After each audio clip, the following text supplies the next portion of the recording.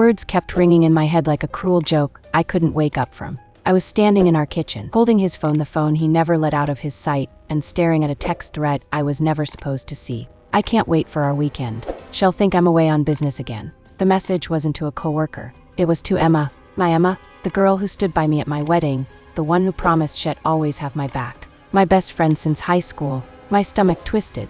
My hands shook so hard I nearly dropped the phone. 1,000 memories flashed, the times Emma told me to trust him, the trips she conveniently couldn't hang out while he was away, the way she smiled when his name came up. I felt sick. I felt like the ground had been ripped from beneath me. I wanted to scream. I wanted to throw the phone, to burn every photo of them both. But instead, I sat down at the kitchen table numb. It started with a single message, one I wasn't meant to see. My husband, Mark, was in the shower when his phone buzzed on the counter. Normally, I wouldn't touch it, but something felt off. He'd been taking more business trips lately, trips that left me with a growing ache in my chest. I opened the message. "I can't wait for our weekend. She'll think I'm away on business again." The name at the top of the screen made my stomach lurch. Emma, my best friend since we were 16. Emma, who spent every holiday at our house. Emma, who toasted us on our wedding day with tears in her eyes. My hands trembled as I scrolled through the thread. It wasn't just this one message. There were months of texts, compliments, flirty emojis, late night "I miss you" notes. He'd been with her, the one person I trusted most in this world. The shower turned off. I put his phone down, my heart pounding like a drum. I didn't say a word when he came out, towel wrapped around his waist, smiling like he hadn't just shattered my entire world. Mark had always been good at pretending. He kissed my forehead, asked about my day, and told me he'd be flying to Chicago tomorrow. "Another business trip?" I asked, forcing my voice to sound calm. "Yeah, just to Ned's. You know how it is." He grinned and went to pack. I stared at him, wondering how many times he'd lied like this. How many nights had sat at home, believing he was working hard for our future, while he was with her. Emma's face kept flashing in my mind. Her laugh, the secrets we used to share late at night. She was my sister in every way that mattered, or at least, I thought she was. That evening I texted her. "Want to grab coffee tomorrow?" She replied almost instantly. "Can't. Busy weekend. Maybe next week?" I almost laughed. Of course she couldn't. She had plans. With my husband. I barely slept that night. Every time I closed my eyes, I saw them together. My chest felt tight, my mind racing with questions I couldn't answer. Had I done something wrong? Had I not been enough? Or were they just cruel, selfish people who didn't care who they destroyed? By morning, I was on autopilot, getting dressed, making coffee, smiling at Mark like nothing was wrong. I had to think. I needed a plan. But one thing was clear. I wasn't going to stay quiet forever. The next day, I woke up with a pounding headache. I wasn't just hurt anymore, I was furious. But fury wasn't enough. I needed proof. While Mark was at work, I went through his laptop. My hands shook as I opened his emails, his travel confirmations, and his calendar. The Chicago trips were booked, yes, but there were no hotel receipts, no client emails, nothing that made sense. Then I found it, a reservation for a cozy little inn 2 hours away. The booking matched the dates of his last business trip. My stomach dropped. I texted Emma from another number, pretending to be a customer service rep, asking about her weekend plans. She replied without hesitation, heading to the lake for some much-needed relaxation. The puzzle pieces locked into place, forming a picture I didn't want to see. That night, I sat across from Mark at dinner. He smiled at me, oblivious, while I stared at him and thought, I know everything. But I didn't say a word. Not yet. The hardest part wasn't discovering the truth. It was pretending I didn't know. For the next 2 days, I played the perfect wife, cooking his favorite meals, kissing him goodnight, and smiling while my heart rotted inside me. Every time he picked up his phone, I wondered if he was texting her. Every time he left the room, I fought the urge to scream. At night, I'd lie awake next to him, staring at the ceiling. I thought about every conversation it had with Emma over the past year. Every time she'd said, "You're so lucky to have him." Every time she'd asked, "When's his next trip?" It made me sick, but I wasn't going to give them the satisfaction of seeing me broken. I needed to be smart, not impulsive. I started documenting everything, screenshots of texts, copies of his reservations, even her social media posts. If they thought I was going to sit quietly while they made a fool of me, they were wrong. By Friday night, I couldn't take it anymore. Mark was packing his suitcase for yet another business trip, humming like he didn't have a care in the world. "Where are you off to this time?" I asked, my voice steady. "Chicago," he said without looking up. "He'll be back Sunday night." I nodded, hiding my anger. "Safe travels." As soon as he left, I called my cousin Mia. She was the only person I trusted. When I told her everything, she didn't hesitate. "Do you want to catch them?" she asked. "Yes," I whispered. My voice was trembling, but not from fear, from rage. We made a plan. Tomorrow morning, we'd drive to the inn. I'd see them together with my own eyes. The first time since discovering the texts, I felt a strange kind of clarity. I wasn't just the betrayed wife anymore. I was about to become the storm they never saw coming. That night, sleep refused to come.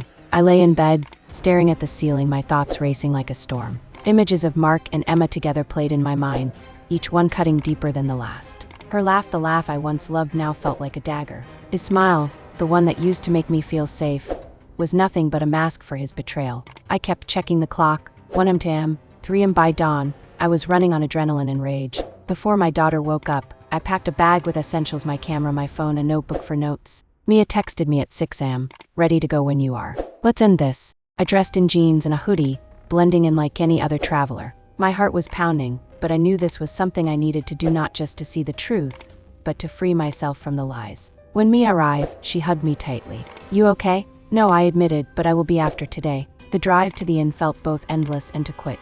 I gripped the steering wheel, my knuckles white. Mia tried to lighten the mood. You know, once this is over, you'll finally see them for what they are. No more pretending. I nodded. She was right. This wasn't just about catching them, it was about reclaiming my life. Halfway there, I pulled over, my hands shaking. What if I see them, Mia? What if I can't handle it? She grabbed my hand. You can handle it, because you deserve the truth, even if it hurts. We arrived just after noon. The inn was small, with a rustic wooden sign and a row of parked cars. I scanned them all, and my heart nearly stopped when I saw the silver sedan I'd seen in our driveway every day. They're here, I whispered.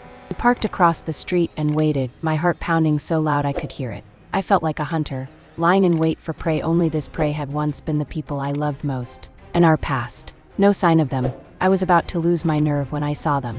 Mark stepped out of the inn first, wearing casual clothes, not his usual business attire.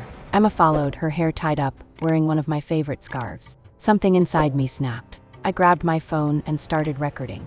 I filmed them laughing, holding hands, walking to his car. Mia looked at me. Do you want to go confront them now? I swallowed hard. Every part of me screamed to run across the street and scream at them.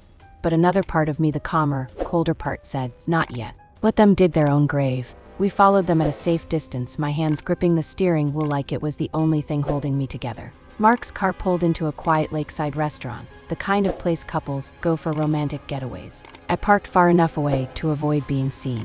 My stomach churned as I watched them walk in, Mark's hand casually resting on Emma's back the same way he used to guide me. I took photo after photo, my fingers shaking. I wasn't just imagining this. It wasn't a misunderstanding. This was real. Through the window, I saw them leaning close, smiling like they didn't have a care in the world. My blood boiled. How many times had I sat at home, waiting for his call, while he was out here with her? Mia put her hand on my shoulder. You have everything you need now. Pictures, video, it's enough. But it didn't feel like enough. I didn't just want proof. I wanted them to see what they'd done. I stayed in the car for what felt like hours, staring at the restaurant window, unable to look away.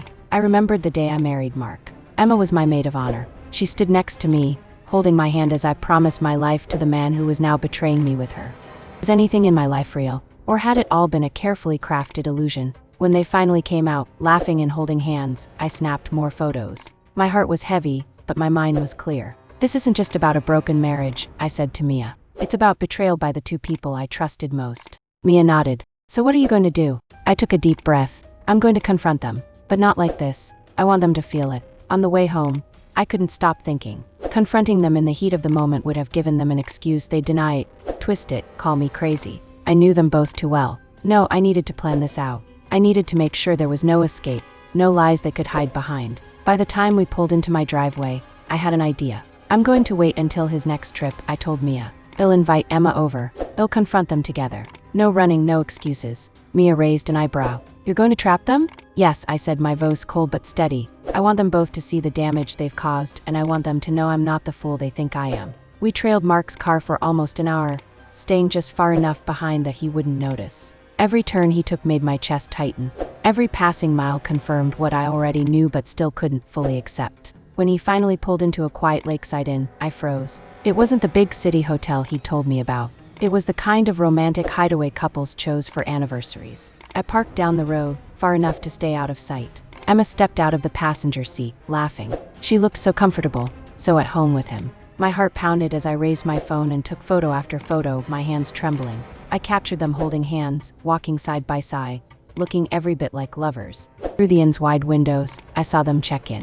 I watched Mark place his hand on Emma's lower back, that small, intimate gesture that used to make me feel loved and safe. Now, it made me feel sick. Mia reached over and gripped my hand. "This is enough, Lily. You've got your proof." But I shook my head, tears blurring my vision. "No, I need to see them together. I need to see it with my own eyes, or I'll never believe this nightmare is real." We waited, sitting in the car as the late afternoon sun dipped behind the trees. Every minute felt like an eternity. My anger was growing, hardening into something unshakable. I wasn't just hurt anymore, I was ready for war. The restaurant's glass walls gave me a clear view of them as they sat across from each other, sipping wine and leaning in close. It felt like I was watching strangers. The man I married, the man I built a life with, was smiling at her the way he used to smile at me when we were young and madly in love. I remembered our wedding day, every detail etched in my memory like a cruel joke. Emma had been there, standing right beside me, whispering, "You're the luckiest girl alive." How many of those smiles she gave me back then were already laced with betrayal? I raised my phone again and recorded a short video. My breath hitched when Mark reached across the table, taking her hand and brushing his thumb over her fingers. The intimate way he touched her in plain sight made my stomach twist. Mia shifted in the passenger seat, watching my reaction carefully. "What are you going to do with this, Lily?" I didn't take my eyes off them. "I'm going to make them face me. Together, they don't get to hide behind lies anymore." The words felt heavy, but they gave me strength. The drive back was quiet except for the sound of my own thoughts. My chest felt like it was splitting open, but beneath the pain was a new fire, a clarity I hadn't had before. When I got home, I sat at the kitchen table, scrolling through the photos and videos on my phone. There they were, smiling like they hadn't just stabbed me in the back. Proof, evidence, ammunition. "They'll try to deny it," Mia said, watching me. "Emma will cry, Mark will spin some story about you misunderstanding things. They can try," I muttered, "but next time, they won't have anywhere to run." My plan began to take shape. Mark's next business trip was in 2 weeks. I would tell Emma that I needed help with something urgent that weekend. I'd invite her to the house, and I'd wait for Mark's arrival. They'd walk into my trap together, and I would have everything ready, the photos, the videos, even my cousin Mia as a witness. This time, I wouldn't scream or cry. I'd stay calm. I'd let the truth hit them, like a tidal wave they couldn't escape. For the first time since this nightmare began, I felt in control. Over the next few days, I played the role of the oblivious wife. Mark returned from his trip late Sunday night, smelling faintly of cologne that wasn't mine. He kissed my cheek like nothing had happened. "How was Chicago?" I asked, forcing my voice to sound light. "Busy," he said, kicking off his shoes. "Meetings all day. I'm exhausted." I smiled sweetly, even though bile burned in my throat. "You work so hard for us." Every word tasted like poison, but I needed him to believe I was still in the dark. Later, I texted Emma, "Hey, it's been forever. Want to do a girls' night soon?" Her response was quick. "Totally. I miss you. Maybe next week?" "Perfect," I typed, my fingers shaking. "I'll plan something fun." If she sensed anything, she didn't show it. Mia called that night. "How are you holding up?" "Barely," I admitted, "but I'm not breaking until they do." I spent the next week planning every detail. I picked the night of Mark's next trip for the confrontation. I'd invite Emma over for wine and catching up. When Mark walked in, thinking I was home alone, they'd have no choice but to face the truth together. I saved every photo and video on a flash drive, ready to show them the evidence. Mia agreed to come over that night too, staying in the guest room as a witness. "I'll be there for backup," she promised. Part of me wanted to scream at both of them right now, but another part of me, the colder, stronger part, wanted to let them dig their own graves. Every time I saw Emma's name pop up on my phone, I wanted to ask her why. Why would she do this to me? But I stayed silent, for now. The night before the trap, I stood in front of the bathroom mirror, staring at my own reflection. My eyes looked tired but fierce. "You're stronger than both of them," I whispered to myself. Mark came in, wrapping his arms around me. "You okay?" I forced a smile. "Just tired, looking forward to a quiet weekend." "Yeah," he said casually. "I'll be gone for most of it, but I'll call." I wanted to laugh or maybe cry. Call her, I thought bitterly. After he left the room, I called Mia. "Tomorrow, we end this," I said. "Are you ready?" she asked. I looked at my reflection again. "I'm not sure, but I can't keep living in this lie." The morning of the confrontation, I woke up with my heart pounding. Mark left early, suitcase in hand, giving me a quick kiss on the forehead. "See you Sunday," he said. "See you," I replied, fighting the urge to spit out the truth. After he left, I called Emma. "Hey, want to come over tonight? Just us girls, like old times," I said, my voice warm and cheerful. She hesitated for a second, then laughed. "Sure, that sounds great. I'll bring some wine." "Perfect," I said, though inside my stomach twisted with rage. I spent the day preparing the house. I set out snacks, lit candles, and even pulled out old photos of us together, the ones where we looked inseparable. It felt cruel, but I wanted her to remember what she'd destroy. Mia arrived around 7 p.m., staying upstairs in the guest room. "I'll be listening," she whispered. "You're sure you're ready?" I nodded. Ready as I'll ever be. Emma showed up at 8 p.m., looking as flawless as ever. She hugged me tightly, and for a moment, I almost told her everything. But I forced myself to smile. "Wow, this feels like old times," she said, handing me a bottle of wine. "Yeah," I replied, pouring us both a glass. "Just like old times." We sat in the living room, chatting about meaningless things. I watched her carefully, every gesture, every smile. Did she feel guilty? Did she even care? "You seem quiet," she said, tilting her head. "Everything okay?" "Everything's fine." I lied, my fingers tightening around my wine glass. As we talked, my phone buzzed with a text from Mia upstairs. Mark's car just turned into the driveway. "Showtime." I stood up, my hands slightly trembling, but my voice steady. "You know, Emma," I began, "I've been meaning to ask you something." She looked confused. "What's up?"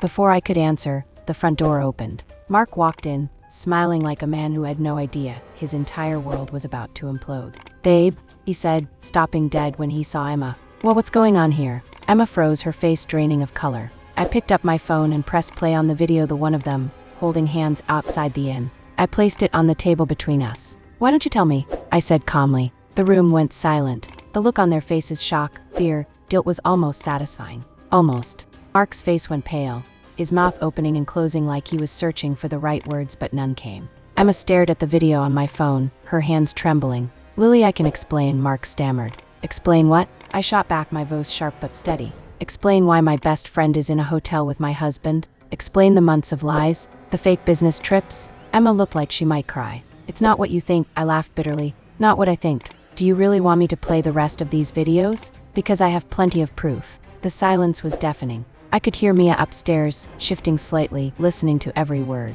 Mark tried to step closer.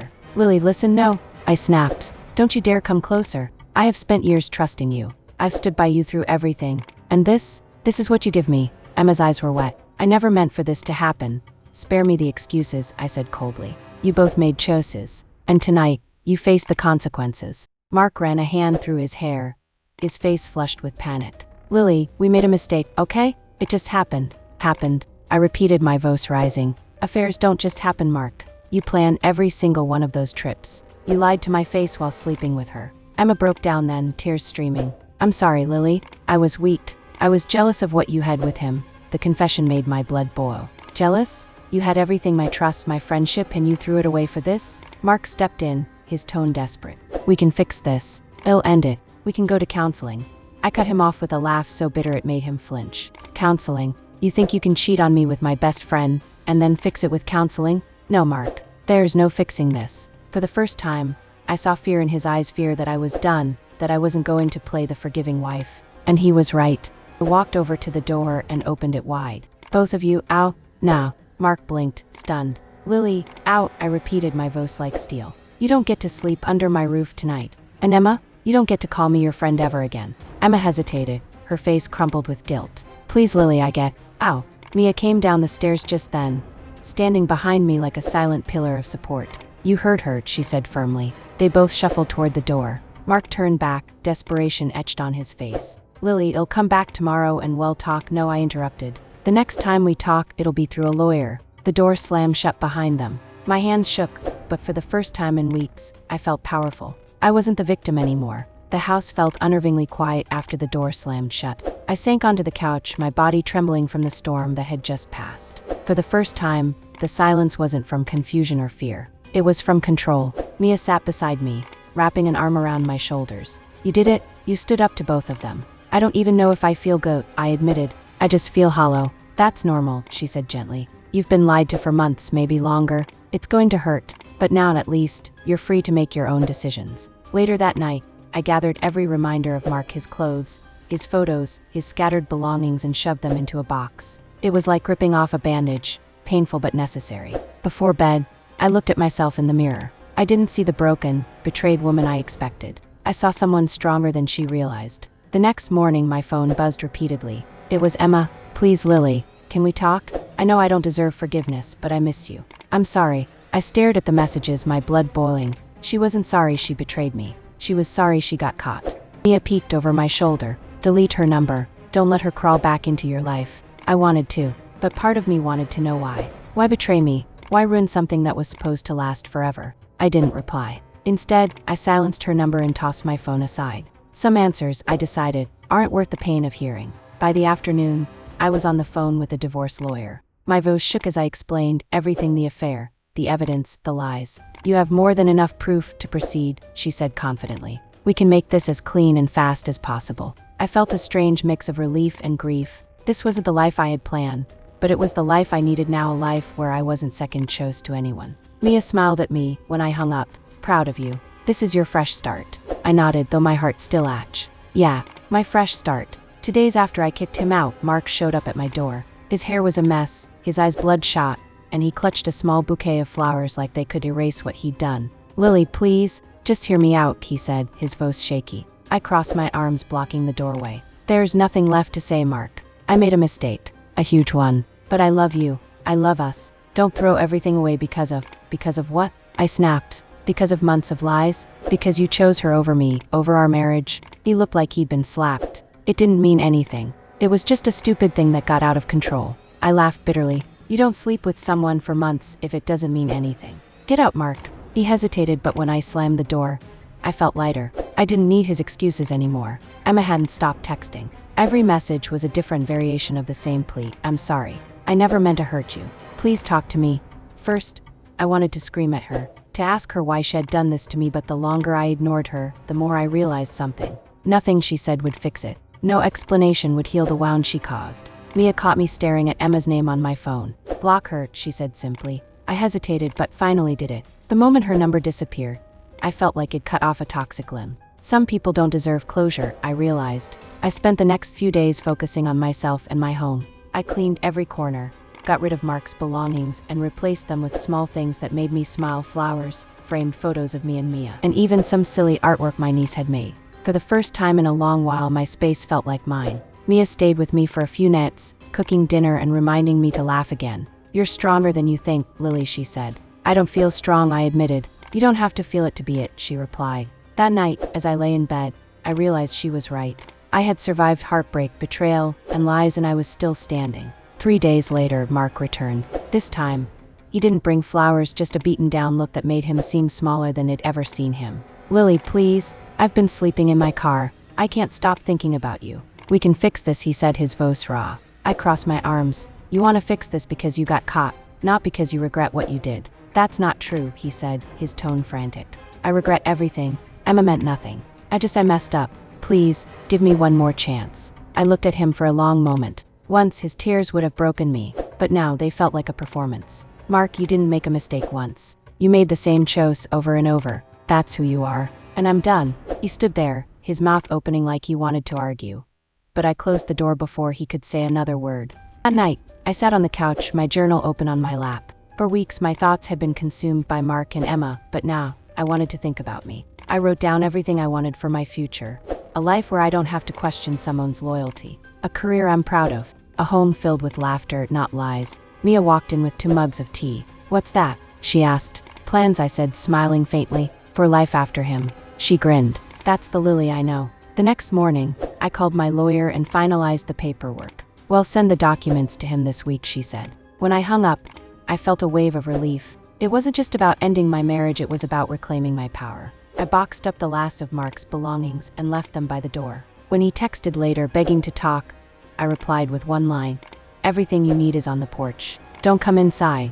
I wasn't his wife anymore. I was free. After the paperwork was set in motion, I spent a full day just breathing. No calls from Mark. No toxic messages from Emma. For the first time in months, my phone stayed silent, and the quiet felt like freedom. I went for a long walk in the park, letting the crisp air fill my lungs. Couples strolled by holding hands, but instead of feeling bitterness, I felt nothing. My wounds were still raw, but I was starting to see that real love shouldn't feel like betrayal and lies. When I got home, I cleaned out the last of our shared closet. With every shirt I folded and every photo I boxed up, I felt lighter. I even replaced the framed wedding photo in the hallway with a candid shot of me and Mia laughing. That evening, Mia found me sitting on the couch, smiling at nothing. What's going on in the head of yours? She asked. I feel like I'm finally breathing my own air, I said softly. No one's lies are hanging over me anymore. Days later, I found an envelope wedged in my front door.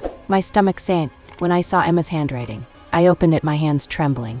Lily, I know I have no right to ask, but I need you to know how sorry I am. I ruined the best friendship I ever had. I don't expect forgiveness. I just hope, someday, you'll remember the good times we had before I made this unforgivable mistake. I stared at the letter for a long time. Her words didn't move me like they might have once. They felt hollow, too late to matter. I burned the letter in the kitchen sink, watching the flames eat the paper. Some things deserved no place in my future. I realized then that the best revenge wasn't anger or retaliation. It was moving on, fully and without hesitation. I started doing small things for myself, little rituals that made me feel alive.